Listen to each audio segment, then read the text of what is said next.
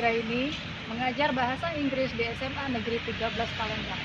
Pada kesempatan ini, saya akan berbagi pengalaman saya dalam menjalankan proses pembelajaran di masa pandemi COVID-19. Kesempatan ini juga saya gunakan untuk berpartisipasi pada program apresiasi guru inspiratif Indonesia bersama Tifer dan Putri Sosron. Pada masa pandemi ini, proses pendidikan di sekolah itu mengalami banyak sekali kendala, baik dari guru maupun dari muridnya. Kalau dari murid, ada beberapa kendala yang dihadapi, di antaranya adalah jaringan internet yang tidak stabil, kemudian kuota internet yang kita tahu tidak murah dan agak boros, kemudian permasalahan ekonomi orang tua juga mempengaruhi karena terdampak dari masa pandemi ini. Kemudian yang paling penting adalah persoalan yang mendasar, yaitu motivasi belajar murid cenderung menurun. Nah, kalau saya sebagai guru, permasalahan yang saya hadapi yaitu masalah bagaimana cara meningkatkan motivasi belajar anak. Kalau dari segi teknis penyelenggaraan proses pendidikan, alhamdulillah saya tidak begitu banyak kendala karena saya banyak mengikuti pelatihan secara online. Jadi berbekal dari ilmu yang saya dapatkan dari pelatihan secara online itu bisa saya terapkan pada proses pembelajaran. Kemudian dari permasalahan-permasalahan tersebut, maka saya berpikir bagaimana cara menyelesaikan persoalan yang dihadapi ini. Maka saya berusaha terus belajar untuk mengadakan inovasi-inovasi. Nah, di antaranya inovasi yang saya lakukan adalah pembuatan video pembelajaran. Nah, saya mulai belajar bagaimana cara membuat video pembelajaran. Mulai dari proses perencanaan materi yang akan disajikan, kemudian saya pelajari bagaimana cara merekam, kemudian menguploadnya ke YouTube. Nah, dari link YouTube itulah saya bagikan ke murid-murid saya melalui Google Classroom. Kemudian tidak cukup itu saja, saya rasa murid juga masih belum begitu termotivasi, maka saya juga mencari cara bagaimana supaya murid-murid saya lebih tertarik lagi untuk mempelajari bahasa Inggris sebagai mata pelajaran yang saya ajarkan. Langkah berikutnya, saya belajar membuat live worksheet. Ya. Saya pelajari tentang live worksheet. Jadi di situ adalah LKPD secara interaktif.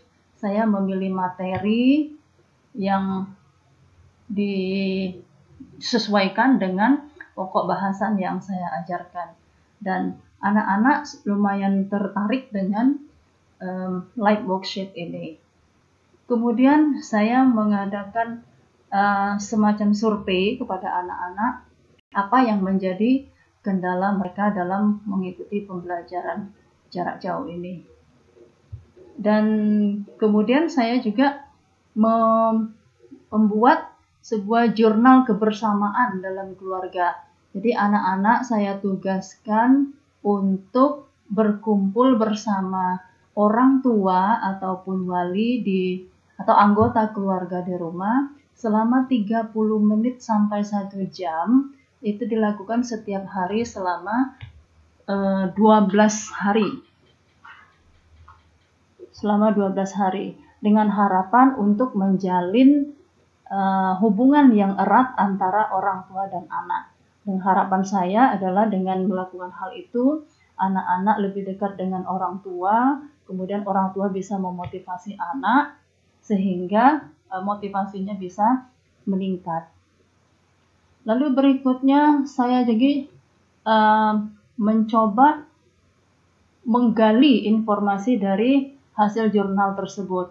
Dan ternyata masih tidak semua anak melaksanakannya dengan berbagai macam alasan.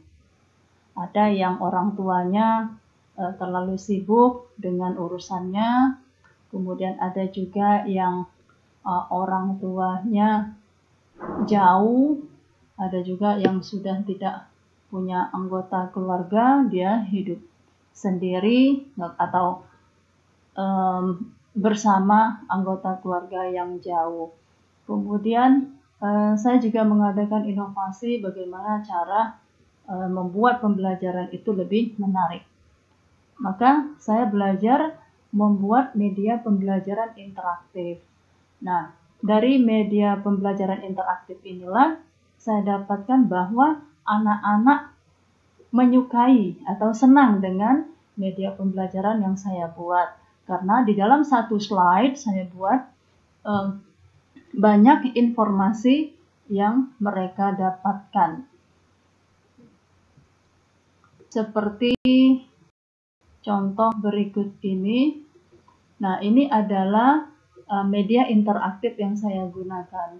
Yaitu dengan satu slide ini, murid mendapatkan banyak informasi. Seperti kalau buku, gambar buku ini adalah daftar buku-buku e-book yang bisa mereka baca dan bisa mereka download. Kemudian saya berikan gambar pesawat. Di sini memberikan informasi kepada murid tentang objek-objek wisata yang terdapat di luar negeri yang bisa mereka kunjungi suatu saat nanti. Ada lagi gambar dunia. Di sini mereka juga mengetahui keajaiban-keajaiban dunia yang masih bersifat rahasia. Lalu gambar berikutnya adalah seorang waitress dari seafood. Di sini memberikan informasi tentang makanan-makanan khas Indonesia yang terkenal di dunia. Ini satu slide presentasi saya. Kemudian begitu juga dengan slide yang ini hampir sama. Jadi di sini ada foto artis, ya, yaitu penyanyi dari lagu Perfect, itu Sharon. Dan di sini mereka bisa, anak-anak ini bisa mereka mendapatkan buku yang berjudul Friendship Forever. Dan ini bagaimana cara menelpon, dan gambar ini adalah tips-tips dalam wawancara. Kemudian ada pensil ini adalah light worksheet yang mereka harus kerjakan. Nah, ini adalah contoh worksheet, light worksheet yang saya gunakan. Kemudian ada juga Linktree, media interaktif yang lain saya gunakan, yaitu di dalam media ini mereka mendapatkan informasi mengenai kompetensi dasar yang harus dipelajari, kemudian bagaimana cara menelpon dalam bahasa Inggris, kemudian ada lagi etika bagaimana cara menelpon, ada juga game, kemudian quiz, ya. Game ini saya gunakan dengan aplikasi Educandy.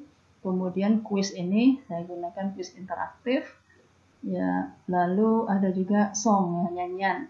Nyanyian ini ya saya sesuaikan dengan topik yang dibahas pada saat itu, yaitu tentang how to make a phone call.